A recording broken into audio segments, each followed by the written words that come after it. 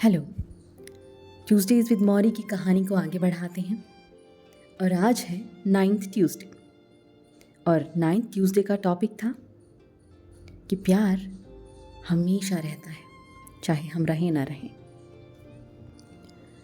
मौरी ने मिश से कहा कि मेरे दिमाग में एक क्वेश्चन है, क्या मेरे मरने के बाद तुम मुझे भूल तो नहीं जाओगे?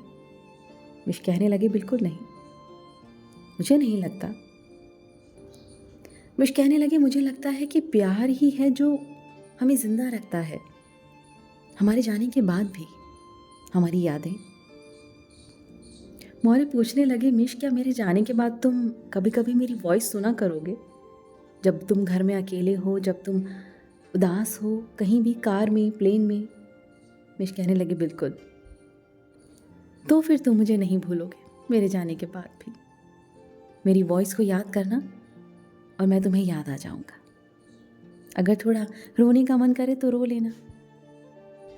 रोना अच्छा है एंड इट्स ओके। मौरी कहने लगे, मैंने डिसाइड कर लिया है कि मेरी कब्र पे क्या लिखा जाएगा, और वो लिखना है कि a teacher to the last. मौरी की एक बहुत अच्छी आदत थी, वो माहौल को खुशनुमा कर देते थे। जैसे ही मिश कहते हैं कि जैसे ही मैं रूम में आता, वो कुछ इस तरह से मेरा इंट्रोडक्शन करते, इट्स माय बडी। जो आपके पास मिलने के लिए आए हैं या जो विजिटर्स हैं, उन्हें स्पेशल फील करवाना भी एक टैलेंट है, और ये यूनिक है, सब में नहीं होता।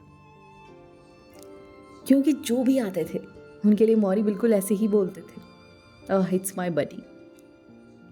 और बहुत ही खुश होकर वो उनकी ग्रीटिंग करते थे, उनका वेलकम करते थे।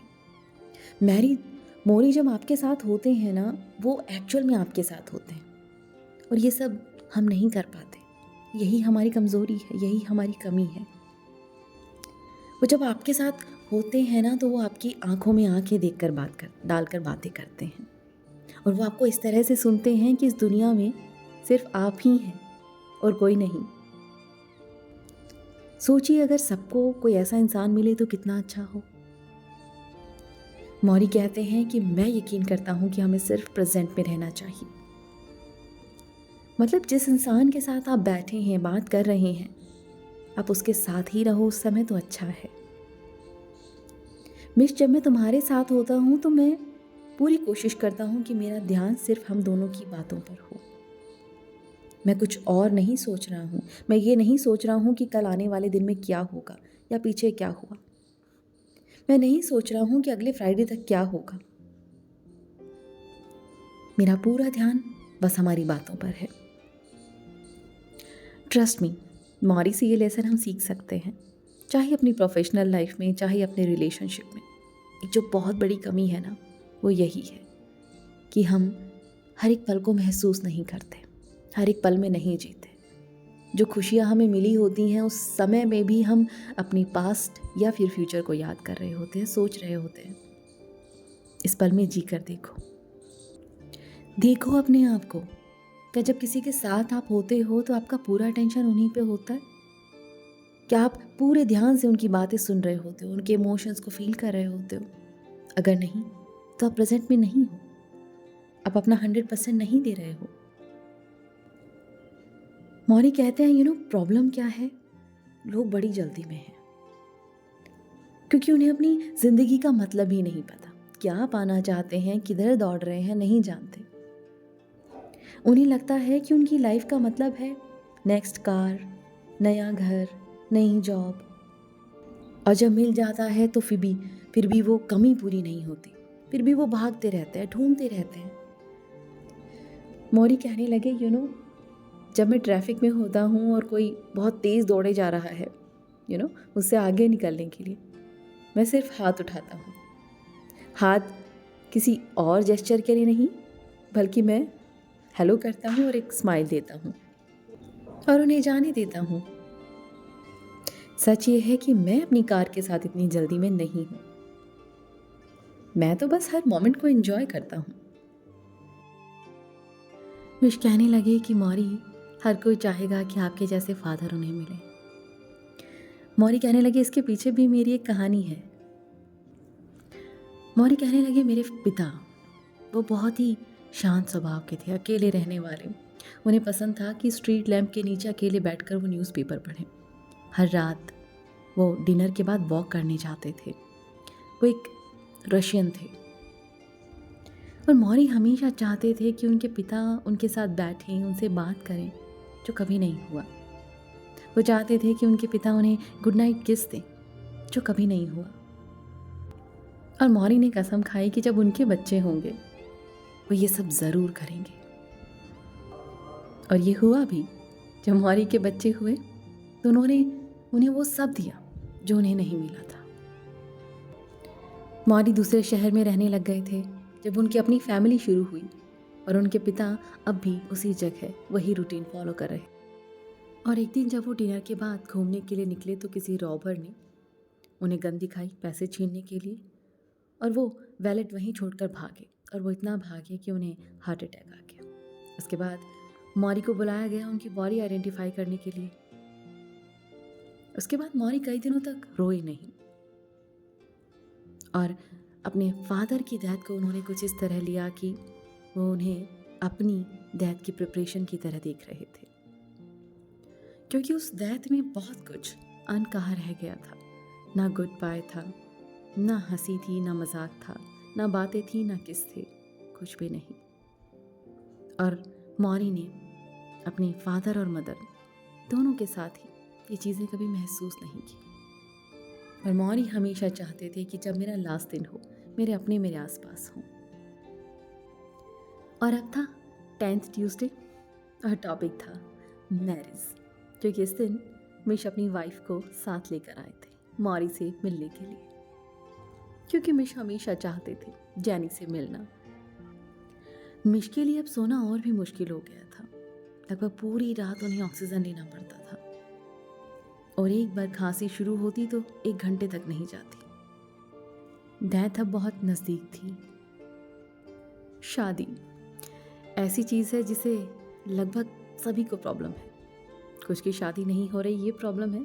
कुछ को शादी से बाहर निकलना है, ये प्रॉब्लम है। हर कोई कमिटमेंट को लेकर स्ट्रगल कर रहा है। बहुत बार ऐसा होता है कि हम शादियों में जाते हैं, कपल को कॉन्ग्रेचुलेट करते हैं और थोड़े दिन साल बाद देखते हैं कि एक रेस्टोरेंट में लड़का किसी और लड़की के साथ बैठा है और कहता है कि जो शादी हुई थी हम सेपरेट हो गए या ब्ला ब्ला, ये हुआ वो हुआ। प्रॉब्लम क्या है और क्यों? मिश पूछने लग गए, मौरी जैनी को प्रपोज करने से पहले मैंने 7 साल इंतज़ार किया। मैं सोचता हूँ कि मेरी एज के जो लोग हैं क्या वो ज़्यादा केयरफुल हैं या फिर सेल्फिश हैं? आप क्या कहेंगे? मौरी कहने लगे, मुझे तुम्हारी जनरेशन को देखकर थोड़ा बुरा लगता है। प्रॉब्लम क्या है ना मिश, लोगों को नहीं पता कि उन्हें अपने पार्टनर में क्या चाहिए। उन्हें तो ये भी नहीं पता कि वो हैं क्या, उन्हें क्या चाहिए। तो उन्हें कैसे पता चलेगा कि उन्हें शादी किससे करनी है और वो किससे कर रहे हैं? A loved one is so important in life, specially ऐसे टाइम में जब आप मेरी जगह पर हो। दोस्त होना अच्छी बात है, उनके साथ आप बाहर जा सकते हैं, एंजॉय कर सकते हैं। लेकिन अब जब आप मेरी कंडीशन में हैं, जब आप पूरी रात खांसते हैं, जब आप सो नहीं पाते हैं, तो किसी अपने की ज़रूरत है जो आपके साथ बैठ सके, आपकी मदद कर सके। शादी के बाद 2 लोग एक टीम की तरह काम करते हैं, जबकि मौरी और मौरी की वाइफ दोनों ही एक बहुत अलग पर्सनैलिटी हैं, लेकिन फिर भी एक दूसरे के लिए उनकी अंडरस्टैंडिंग कमाल की है। मिश पूछने लग गए कि क्या कोई इस तरह का रूल है जिससे हम शादी को अच्छे से चला सकें? मौरी मुस्कुराते हुए कहने लगे, चीज़ें इतनी सिंपल नहीं होती मिश। फिर भी कुछ रूल्स हैं जो लव और मैरिज को लेकर ठीक हैं। हमेशा याद रखना कि अगर आप सामने वाले की रिस्पेक्ट नहीं कर सकते तो आपको बहुत प्रॉब्लम होने वाली है। अगर आप ये नहीं जानते कि कभी कभी कॉम्प्रोमाइज़ कर लेना चाहिए, और अगर आप कॉम्प्रोमाइज़ नहीं करना जानते तो बहुत प्रॉब्लम होने वाली है।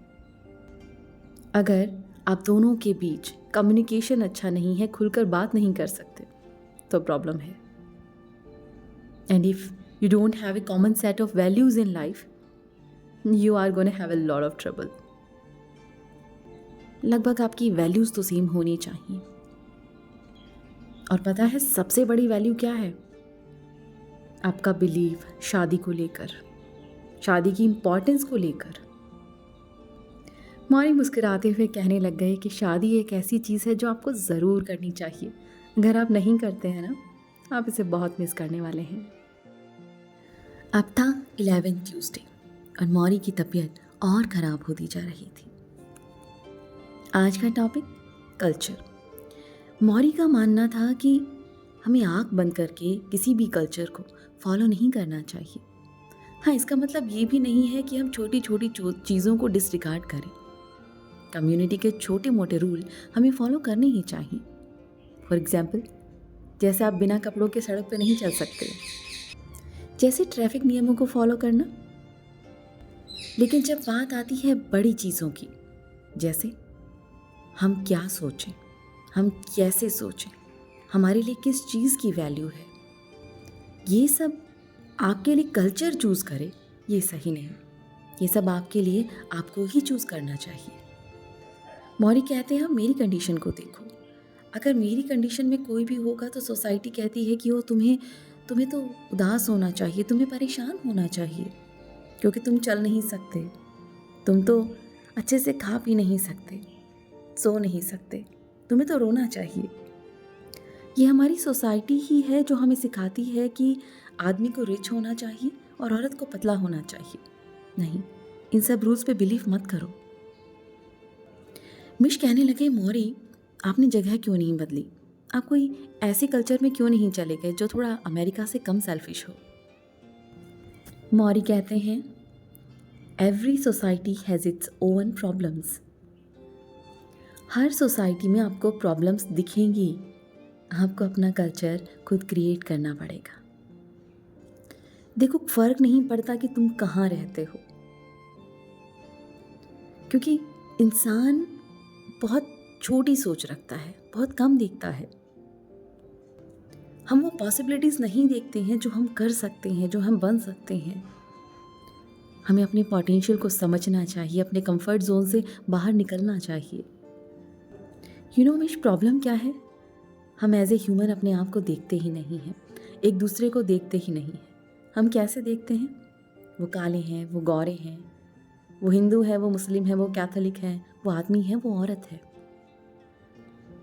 अगर हम एक दूसरे को अपनी ही तरह समझने लग गए ना, तो ये पूरी दुनिया एक परिवार जैसी लगेगी। और सच मानो, यकीन मानो, जब आप मर रहे होते हो ना, तब यही सच आपके सामने होता है। हम सबकी एक ही तो शुरुआत है, वो है बर्थ, और अब हम सबका एक ही एंड है, और वो है डेथ। तो हम अलग कैसे हुए? इन्वेस्टमेंट करना है तो ह्यूमन फैमिली में इन्वेस्ट करो, लोगों में इन्वेस्ट करो, एक अपनी छोटी सी कम्युनिटी बनाओ जो आपसे प्यार करे और जिन्हें आप प्यार कर सको। जीवन की शुरुआत में जब हम बहुत छोटे होते हैं, हम सर्वाइवल के लिए दूसरों पर डिपेंड होते हैं, राइट? और जीवन के अंत में वही तो है, हम सर्वाइवल के लिए दूसरों पर डिपेंड होते हैं, राइट? लेकिन इसमें भी एक सीक्रेट है। शुरुआत और अंत के बीच में जो जर्नी है ना, उसमें भी हमें दूसरों की ज़रूरत होती है।